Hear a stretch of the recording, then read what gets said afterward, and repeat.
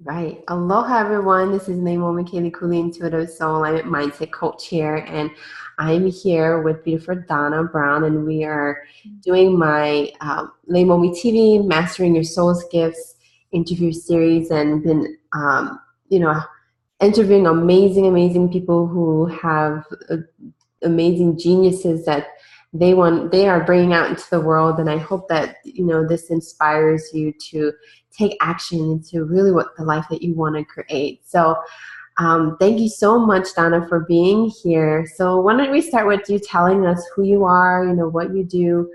How did you become a master genius at what you do? Oh, thank you. And Leimomi, I just want to say how happy I'm to be here. And I really hope that this is beneficial for everybody who's listening, now and whenever the replays are. So I am a business mentor and visionary and strategist. And I came to this with over 35 years of business and creative consulting. And as somebody who went from designing fashion to interiors and gardens and TV projects and TV formats and publishing and food and all kinds of things over a 30-year period, at most of the time I was really uncomfortable. People always say, "What do you do?" And I never really knew what to say, because it never felt like when I was designing fashion, I never felt like I could answer that. I felt almost like I was cheating in some way, or that it was a lie, which is weird. And because I hadn't studied for most of these things. And also I felt that it was a little bit limited, and it just didn't feel like that one title sort of was who I was. And it took me a long time to really realize underneath all that what I did. And once I figured out that there was a common thread or a common element or a common way of showing up for each client, whether it was a company or a person or a foundation or whatever it was, then everything started to make a lot more sense for me. And so that's what I also try and help people understand, sort of the underlying, Simon Sinek always talks about, it's your why, but I also feel that the how isn't the how that most people talk about. I do this, I do that. It's how you show up in the world. So I'm a mentor and I'm a visionary, and I know that. And and through that, I help people and companies even come to this idea of this sort of put who they are and what they're meant to be doing in focus, their mission in really in focus, and imagine for them things that they couldn't see for themselves. And once I realized, and so that's the how, and to me that how goes even below his why, and that's really your soul purpose, your soul mission, and which is what you teach as well. And without that, things don't really make sense. Anyway, so that's what I do. I think I'm starting to ramble, so I'm going to stop. I'm just going to stop. No, I love it. This is exactly what, it's so important to know. It's like the how is kind of like, well, how do you want to show up? Do you want to help people with coaching? Are you a strategist? Are you a consultant? Are you a mentor, right? Like, are you a connector? What kind of way do you want to show up? And that's the outside part, right? But about your soul purpose and your mission, that has everything to do with your why. So when you get into your why, you know how you want to show up. But for you, figuring out, well, how in the why, which part is, important to me, and how do I want to show up in that way? And it starts with really coming from that perspective, the why you do what you do, right? Yeah. And as I was saying, there's the how, which can be sort of really superficial and conventional. It's like, what's the deliverable now? So am I a business coach, or am I creating collections for a company, or I'm a fashion coordinator or setting the image for the company? And that's sort of like that's really just the deliverable or the mechanism through which I deliver that. And then the why is so that people can be the best that they are, and companies can be the best that they are, and they can show up the way they're meant to show up. That's what I really love, is to really facilitate the full expression, sort of the full manifestation of what somebody's purpose or mission is, whether it's a person or a company.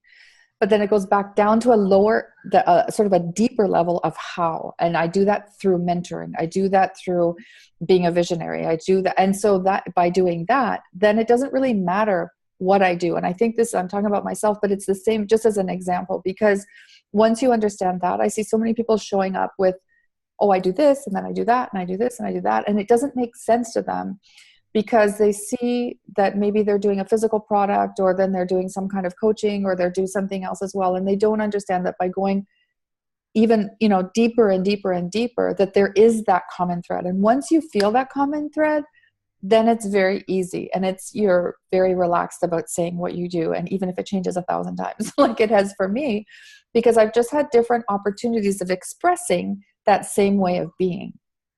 And I think that this is what people need to be less afraid of. And it gives you so much more freedom once you understand that. You can do anything. Like you can put if you're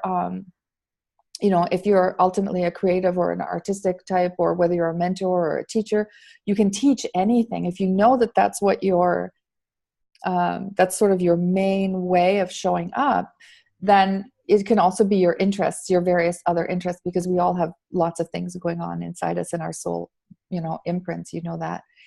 So whether there's a part of you that's more artistic that wants to teach art, and then there's another part of you that loves, I don't know, something else, and you can even teach accounting. But as long as you understand that you're really a teacher, then there's that sort of magic combination recipe of this sort of underlying soul mission and way of relating to the world that you can then apply to different areas of interest. I hope that makes sense. Mm-hmm. Yes, totally. I love this because you're talking about positioning. How do you want to position yourself in the world, and what's the message needs to come through, and the how and everything is just you are deciding how you're kind of delivering it. And it does, it pretty much defines what your business model might look like, right? Yes. A mentor business model and a coach business model and a connector business model is all very different. And of course, you're going to have to put them all together, accordingly. But you do want to make sure that you position yourself in the correct way. Then everything else comes after that. And that comes from my inner decision, right? Like it took you a long time to decide, okay, I want to be a mentor. And how does that look like? How am I showing up in that way? Well, I just understood that I mentored everybody, and then as also a visionary, and I could see for them what they couldn't see for themselves, just because of my own, abilities to tap into certain things. But it's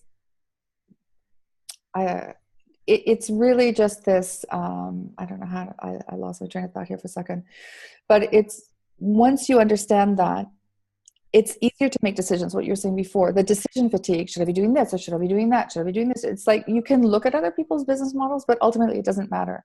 And you can wean out things that you're doing that maybe you shouldn't be doing anymore, because very few people get it 100% wrong. So they have a business that they like, kind of, right? There's a part of it that they like and a part of it that weighs on them like crazy. And when you understand why that is, like truly why that is, then you stop offering things that you're not meant to be offering. You really cut them out and you clean up and put, as I said, like really put into focus what your offers are, because you're not supposed to be offering that kind of thing. You have no business offering something like that, or that you've left out a piece that really brings together everything that you're already doing, that really just sort of, I don't know, that ties it all together. It's like the perfect accessory or something, like, when you're putting together an outfit and there's that piece that's missing, or there's that piece that's extra, right? And it's like, something isn't working. And then when it just all drops into place, it's like, yes, that's it.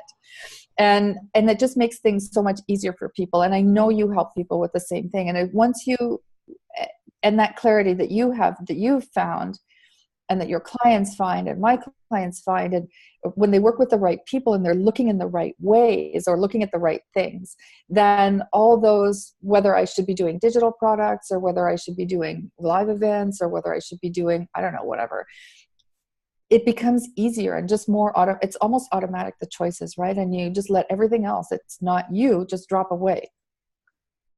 Exactly. I love this. We're really talking about your genius, right? When you really focus on what you're really genius at, it just, everything just falls away, and that's not aligned in what it is. You just shape it into your own unique design. And by you looking at, you're using your visionary part, what they can't see, you're kind of like bringing that future part and also what they tangibly could do together, right? To act right now. And I think Yeah. that's what sometimes is missing with any kind of other coaching, or, is that like bringing in, like I said, like this, even the spirituality in the business together, right? Yes, absolutely. Right? They all go together. You cannot have Mhm.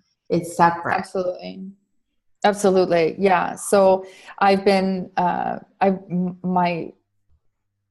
my goal as a mentor is really to teach anybody who will listen that business is a spiritual practice. There's no separation. There is no such thing as business. Do you know what I mean? There's no real thing. As far, if we wanted to get really philosophical about it, if you look at it, business has no intrinsic qualities, not even that of making money. Otherwise people would never lose money. So, right, nobody would go bankrupt, nobody would go out of business if that was the sort of the key factor. And so just really being able, like, it's very exciting times, right? People are freeing themselves from this idea of sort of a corporate codependent type of relationship into carving out for themselves and self-authoring what it is they want for their lives, and giving themselves the permission to create these unique business models. And, I guess in the online world, the first people who sort of, open things up, then everybody started following that model because it was a model that worked. But I think we're at another stage of evolution where we can really, really look and see. So the magic mix for you can be, a physical space, could be a store, and can be a retreat space, and the online, and, right? And there's no more, I just have to do this, I just have to do that. And that's why it's so important to understand yourself. This self-awareness, the journey inwards is yours. That people say, if you want to learn a lot about yourself, open a business, start a business, right? And that just proves how much a spiritual practice it is. And once you start bringing in other, the qualities of intention and generosity and, a bunch of other things to the way you approach the world and the way you approach your business. And there is no such thing as something that's your business and something that isn't your business. It's just all one practice, right? Right. Yes, yes, Yeah. yes. So when you were growing up as a child, like, what really lit you up? Like, how does that play into what you do now? I was always quite creative when I was a child. I spent most of my childhood as a classical musician, and that's what my degree was. And I was a performer. I was a classical musician, but I was always very curious about other things. And unfortunately, my parents didn't allow me to explore very much. Let's put it that way. So all of a sudden, when I finished my degree, all of a sudden I was like, whoa, so I've been doing this for like 20 years. Do I want to do this for another 40 years? And it's like, I don't know. I think there's some other cool stuff out there. And so I just started to explore what was there, and decided to work in fashion. And I moved to Italy, and I've been there ever since. I've been here 35 years now. So, and just things would just come up. And people would ask me to do things over the years. And every time I would wonder why it was so different. And until I understood that really everything was, there's a capacity to envision things, like have big visions. And then, because that's part of, one of my gifts, and I don't talk about it as much, depending on the company or the client. My intuitive abilities, or my abilities to tap into the Akashic record spontaneously, and other gifts. But I just always had that. Like, I always knew. I mean, my parents would, like, my friends or whatever, would always ask me sort of like the latest trends. I even knew I could follow trends because I could just pick them up from when I was a little kid about things, and always choosing sort of this. I had a very trained eye, just sort of very naturally.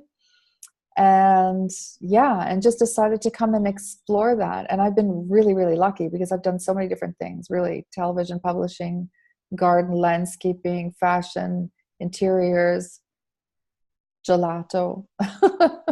just just really exciting. As I think my childhood wasn't terribly wasn't very nurturing basically at all. So I kind of had to do it all myself.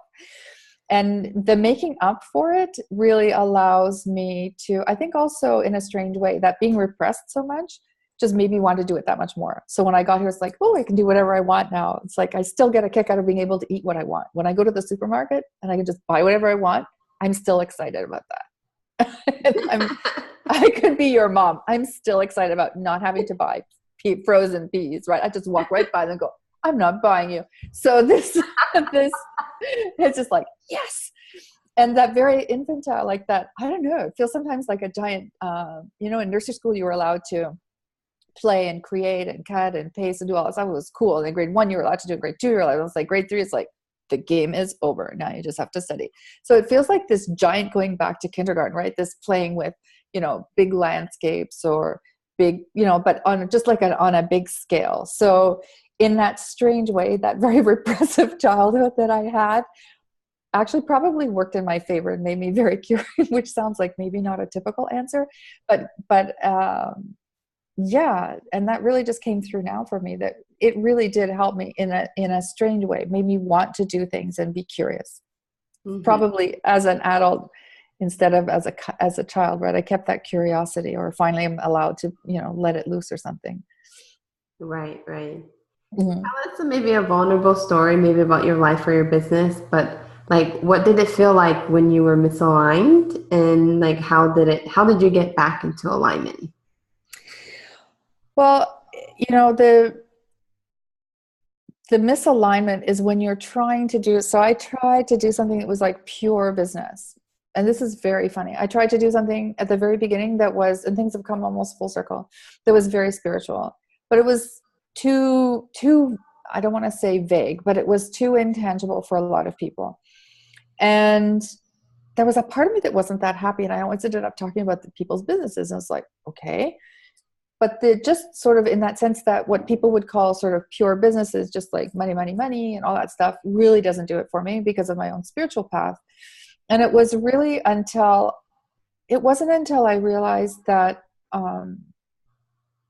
my own biggest ahas around business have been through my lamas, like my Buddhist teachers. And it's just like, okay, there's something in this.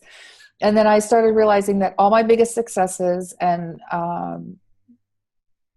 had came from a very spiritual place, even though people were not necessarily aware of it.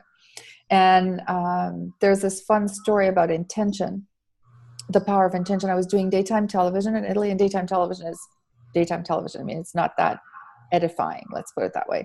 And I was doing show cooking, and people were so nice, and I always had great hair and makeup, and was treated really, really well. But I couldn't find a lot of purpose to it. It was kind of like, okay, so why am I doing this? I don't really know why I'm here.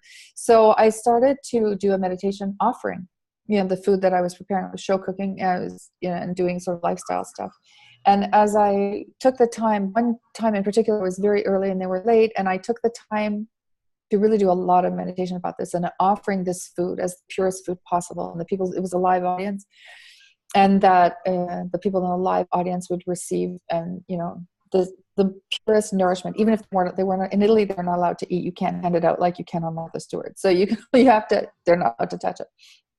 But that anybody who was involved with the program directly or indirectly would receive this purest nourishment as almost like a nectar, whatever it is that they needed, and that they would be inspired to look after themselves in that way, and to look after their friends and their families and their loved ones in that way. And I spent a lot of time on this because I had a 2-hour wait, which was pretty unusual. Like, as I said, for once I was extra early and they were extra late. And the next time I went in, everybody was like, oh, Dawn. I was like, okay, everybody's always nice to me, but now everybody is gushing. What is going on here? And it was that segment had the highest ratings that they had ever had of any segment since they had been on television. And they do 185 episodes a year. And this was their 3rd year. And if each episode is like 6 minutes, you can imagine how many segments they'd had. And so everything ever since they'd been on air, that one was like through the roof. So I tell people this to just show that even setting an intention for something, even a product that it's a paid service. We all have paid services. So it depends whether it's products or services, but we're all being paid for the work that we do. And I was paid to go on television. I wasn't going there for free. But just adding that layer, right, of intention of what that can bring to your, of the benefits that can be reaped from it, you know, by people who come into contact with your work directly or indirectly. Like that was just that was a big shift for me. I had always offered that, like I'd written books and I'd always offered the books, but this was the first time I tried to do it almost like in this sort of active space. And I use this story just to remind people that, you know, that's why business is a spiritual practice. Like you can make anything a spiritual practice, you know, that like just walking or saying thank you or folding the laundry. There isn't anything that is not a spiritual practice if you choose to make it such. And the more you can live from that space, first of all, you're so much happier about your business. You're so much happier about the quality of what you're offering, because as I said, I was there doing something pretty vacuous, and which I don't mean to be, it wasn't profound. Let's put it that way. I don't want to be rude about it, but because I was grateful and had a lot of fun. But to really bring it to something that to me was meaningful, that in the end was meaningful to them. And so look at the amazing results that we had on a very conventional level of audience, right? Whereas to me, all of a sudden this action became this amazing thing that I was offering to anybody, even if they zapped past my program while I was on, that they would receive the same benefits as if they had received the most perfect food, you know, or whatever.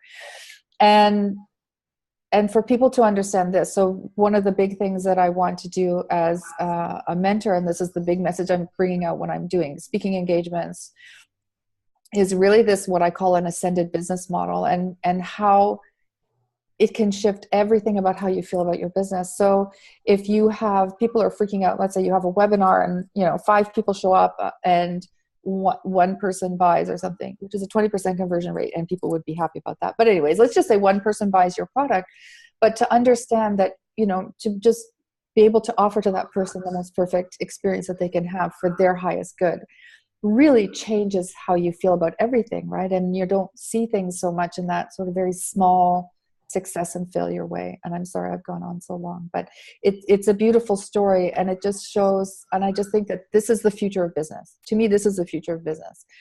And I'm going to talk, and I talk about it everywhere I can and as much as I can, and because I just really think that it can shift everything from the biggest corporation to somebody who's starting their own business at home. I like that, just having that clear intention. And like really keeping that intention clear through whatever the heck you're doing with it. Yes. It just really gives an amazing uplift, you could say, right, in whatever you're doing. And we talk about that very simple little thing. Yeah. And it doesn't matter what you're doing. Everything that you do, like a free opt-in, your freebie is like just that whoever downloads it, may they get the maximum benefit. May it help them in their journey. Just even if they never open it, because how many of us have not opened the freebies that we download, right? That's another classic, but we've never maybe even done them. But even just the act of doing that will help them on their journey. I mean, you can shift anything. And the more you do that, the happier you are with your business, because it also, you know, it takes that pressure. It's not all about you in your ego mind. It's really more about, you know, helping others and really coming from a place of service. Mm-hmm, mm-hmm. So how do you define success? And, you know, obviously you went through a lot of pain to get to where you're now. Like, how do you define that? Yeah. How would I define success? I don't know. That's a very good question.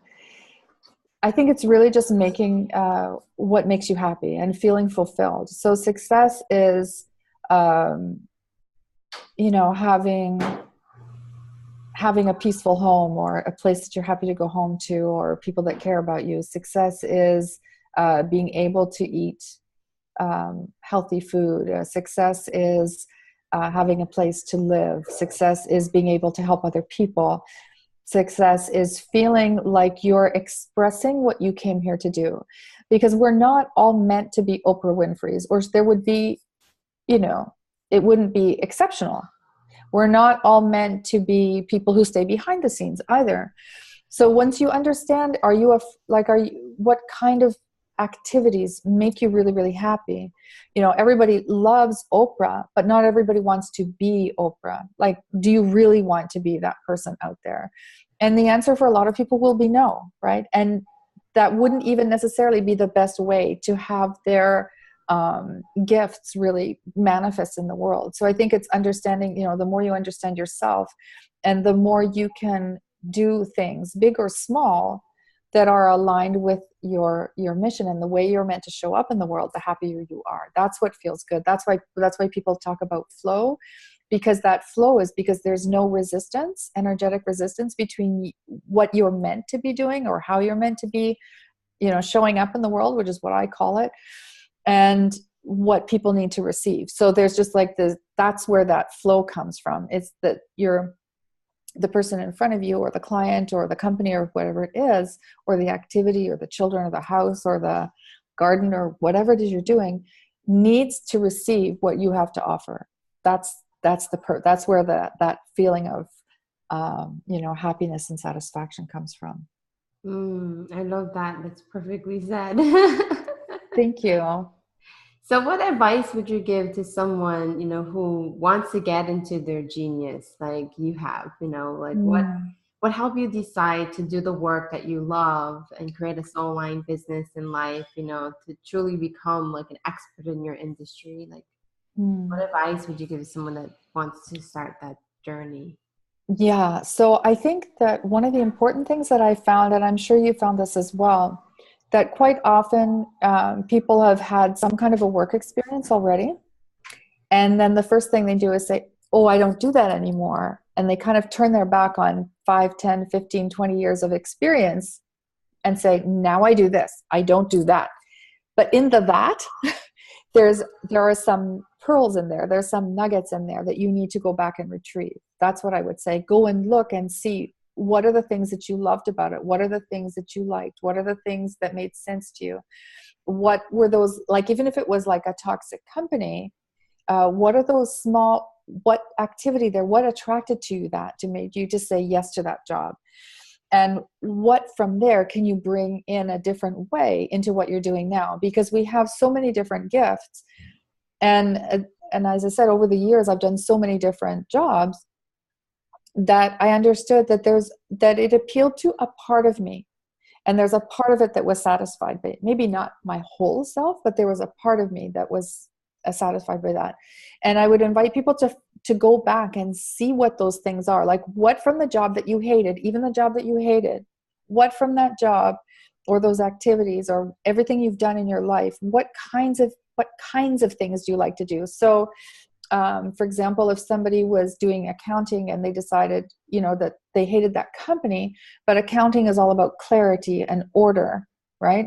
And systems. So is that what you like? Do you like clarity? Do you like order? Do you like empowering people through understanding numbers and having more confidence with their numbers, right? Because by ignoring it, right, that's if the money numbers are money, it's not a great idea to sort of like pretend they're not there, right? So what are you doing? Are you empowering people through numbers, or do you like clarity? Like somebody else said, oh, I love it in my accounting because I love clarity. I love clarity. It's like, okay, but that's cool. And so understanding the qualities of what you were doing, not just the activities, and how to bring them into what it is you're hoping to do in the future. Does that make sense? I find that people, I'm sure, have you found that as well? That they kind of, they just sort of throw out the baby with the bathwater, they say, right? They throw out something that they could still use. I don't know. Have you found that as well with your clients? Yeah, I like how you said it. Like they throw out the activities and that like gets them stuck because they think that that's wrong. And when you think that that's wrong, Exactly. and you're not looking at the bigger picture of like what people are getting out of it, then all you need to do is change the activities, but keep the clarity, right? Yeah, exactly. So that's it. And it's bringing all those pieces. So the more of the more of those aspects of yourself you can satisfy in your business model, the happier you'll be. That's why I think it's cool if people have physical products, and you'll see some people who are coaches or whatever who also put out physical products, because that satisfies a different part of them that needs to create that, something that's tangible. And that's perfect. You know what I'm saying? I think we should be so much freer to create things that are very, very different, and that also allow us to bring all of our values and all of our creativity. So another thing that I've been talking about a lot is how to leverage your social media for causes and for social change, and to leverage your social media followings, include people in, you know, your groups and your followings to move together to make a change, because that's available to us. There's like, I think we're just kind of, you know, getting used to the idea that we can, oh wow, I can really do stuff, right? Nobody's gonna stop me, right? It's that we're not used to that. It's a little bit, you know, we've been let out of the offices, and it's kind of like we're trying to get our bearings. And as we get our bearings, we understand that we're so much more powerful than we think. And I would also invite, you know, the people who are listening and who follow you to just really stop for a moment and just know that everything they do matters, and that everything they do makes a difference, and therefore that they have so much more power than they think. And, you know, right. And to explore that and allow it to blossom, and not to be afraid of that. And yeah. And to create something that makes as much of them as happy as possible, like all their different aspects. I know that you have lots of plans for things, right? Physical products, and, you know, a physical space or retreats and everything, right? And because it appeals to different parts of you, and it should be that way. Right. And I think it's just, you know, narrowing, that's why you need to narrow down what your ideal client really wants. And so when you create your offers, they need to be aligned to truly that real person. And so when you figure that out, on top of, you know, bringing what you bring to the table, you know, putting that all together is really important. Yeah. I have to confess something. I'm going to tell you something, that I love your model of ideal clients, right? That your ideal clients are actually everybody at different levels. Like, so there's an ideal client from sort of, let's say, an outer circle, and an ideal client at a different level, and a different level, and a different level. And that stayed with me from when I heard that from you the first time. I always say it's probably Keliikuli, but it's like perfect, because these sort of spheres of influence, everybody needs to be served at what they what they need at that time. So you can serve people at different levels. You can decide that, say, for people who are in sort of that widest circle, that really you're providing education and inspiration. And then, you know, as people move in, and so it allows you also to do more things, right? We're always, you know, that focus on the ideal client, but the ideal client is the ideal client who only has free things. There's an ideal client for your free work. There's an ideal client for your $50 offer. There's an ideal client for your $20K offer. There's an ideal client, right, for your $100K offer.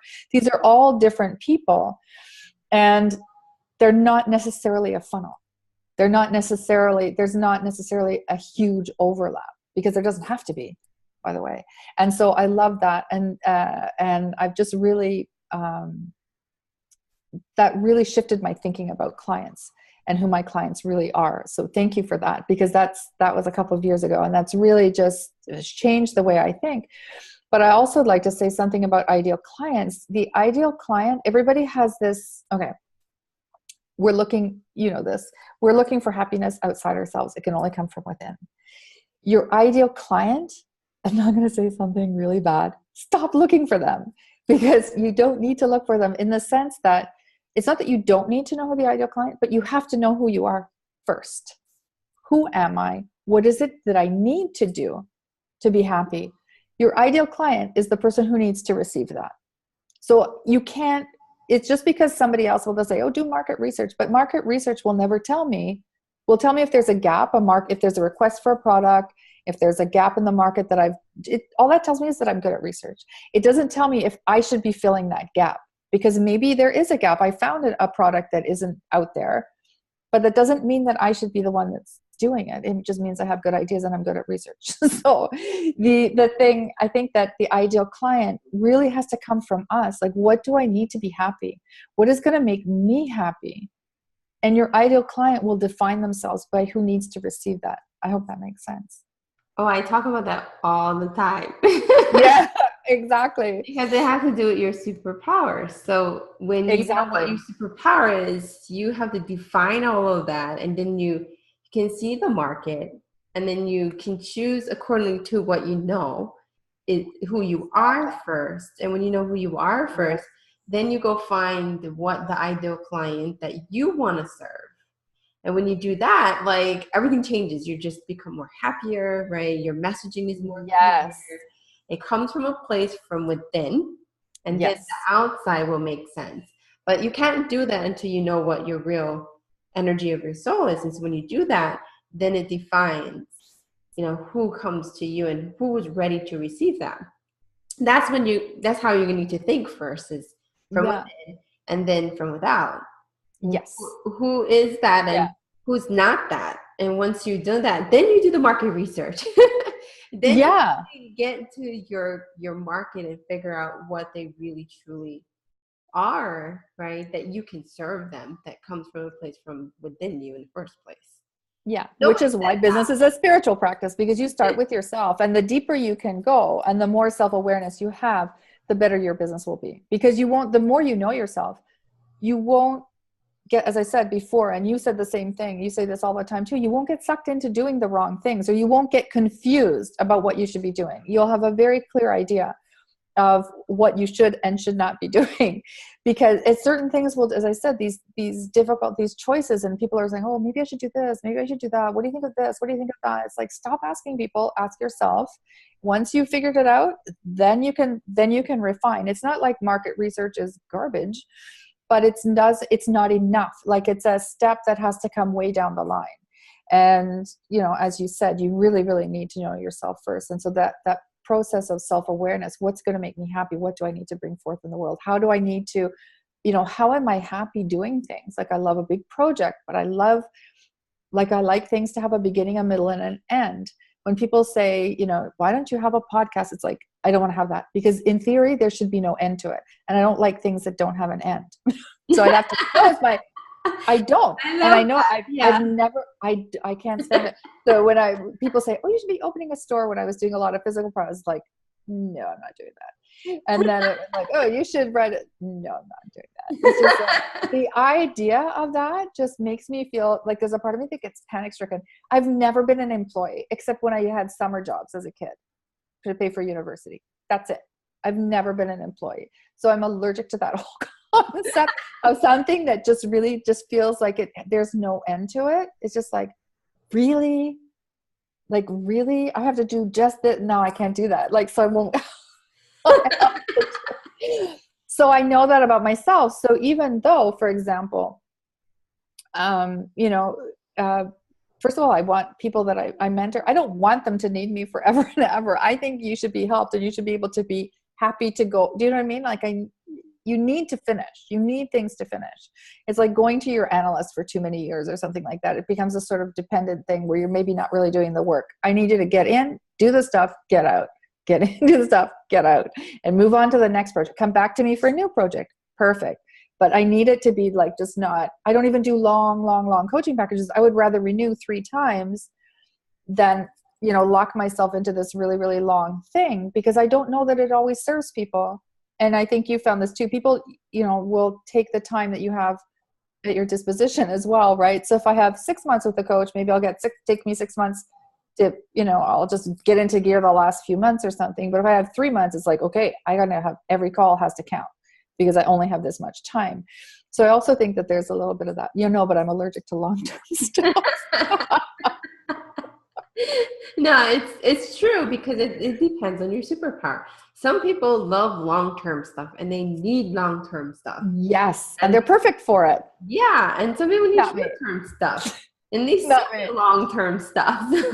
Like, I have had clients for like 15 years, 17 years, but I never set out to have them that long. And I always did project after project after project after. It was all project-based, but I had a long-term client. So I've had clients, as I said, for, 15 years.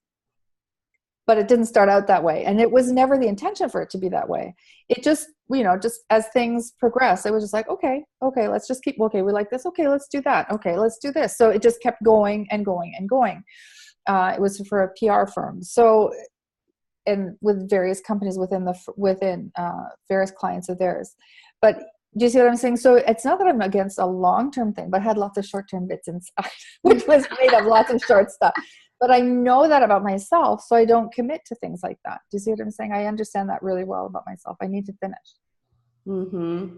Yeah, I love that you now really understand your own self, so then you can really help, from a place from within, rather than like, okay, I'll just do that anyway, even though I don't want to do that, which you don't want to do. No. Yes, and people are so afraid to say, I don't want to do that. Right. We're brought up to like study anyways, eat your dinner anyways, go to the office anyways, put up with crap. I mean, we're taught for decades and decades in every turn to put up with stuff that we don't want. And there's no real reason for it other than it was more convenient to somebody else. It was never convenient to us, ever. Think about, when was it ever convenient for us to put up with something we didn't want? It isn't. But we were taught that it was, to fit in, it was the right thing to do, the proper thing. Oh, that big word, proper. Right. And, and just the whole society never really allows you, or never allowed you. And I'm older than you are, so it's like I had a worse time of it. But it still doesn't, it's a funny mixture, because they don't want you to be different, but anybody who's different, they idolize them. So it's like, well, tell me how that makes sense. The people who stand out and do something very different, then they become like superheroes to people in whatever field they're in. But everything we do in society is designed to beat that out of you on all levels possible, right? Which is craziness. So I think that this understanding of that you're allowed to be, like, you're allowed to say, no, I don't like this. You're allowed to change your mind. You're allowed to, it's not even just about making mistakes. You're allowed to try it out and say, wow, I really hate launching. I hate that. I hate all the back end. I love the products. I hate the back end. Or, launching gives me such a buzz. I launch every week. I know somebody who has a plan in 2018 to launch a product every single, they have a lot of stuff going on, to make an offer every week. So it's like, they have a whole thing of having, anyways, doesn't really matter what they're doing. But I'm just saying, like, that for a lot of other people would be, please don't make me do that. But there's no right. And we're all working in the online space, and there's so many different ways of delivering, right? Exactly. Yeah. Don't be afraid to say you don't like it, and just stop doing it. Yes. Well, we're coming to an end here, but is there any last things you want to share before we go? Maybe you have like a free gift for my audience that you want to share your website. Oh, wow, that would be lovely. Okay, so donnabrown.com, which is very easy to remember. And I have one thing for sure. When are you going live with this? I'm not really sure. And you'll be going live with this. Wednesday. Okay, perfect. So there's something that I think that they'll really like. There are two things going on. There's again, this very holistic view of what your business is and isn't led me to create a planning system. So to help plan for the quarter, plan for the year in a way that makes us set reasonable goals, but that are exciting, but achievable, and that fit in with your actual life instead of some sort of fake abstract thing. So I'm doing a series of free webinars next week about that. So that would be amazing if people could come. They're free, and I really tried to sort of get to the core of why most plans don't work out. And so there are some really interesting and different takeaways on that.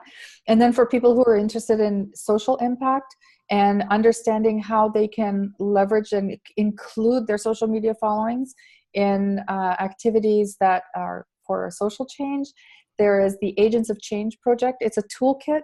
It's free in the still in donnabrown.com, and it's just a way to get you thinking about how we can use some of our social media bandwidth, how we can start leveraging the people who are like using our communities as real communities to work together for change. So these two things: one, to get you with this planning, a holistic business planning system that's free next week.